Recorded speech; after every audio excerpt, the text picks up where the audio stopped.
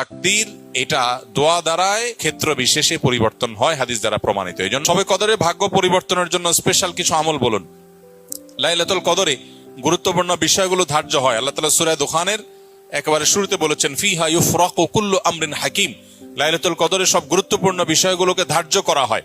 এই জন্য লাইলাতুল কদরে গুরুত্বপূর্ণ বিষয় যেন আমার নসিবে আল্লাহ লেখেন, আল্লাহ যেন তাকদীরে ভালো কিছু দেন, আমরা আল্লাহর কাছে দোয়া করব।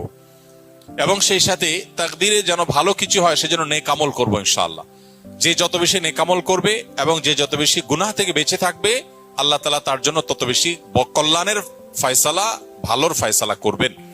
আমরা আল্লাহর কাছে দোয়া করব এবং নেক আমল করব, গুনাহ থেকে বেঁচে থাকবো। বাস এই ত্রিমুখী প্রচেষ্টায় আমাদের নসিবে ভালো কিছু আসবে। এর বাইরে আলাদা কিছু আমল আছে যেগুলো নিয়ে আমাদের স্বতন্ত্র একটা ভিডিও বোধহয় ইউটিউবে আছে, যে ভাগ্য সুপ্রসন্ন হবে যে সমস্ত আমলের ডিটেল সেখানে বলা আছে। যেমন কেউ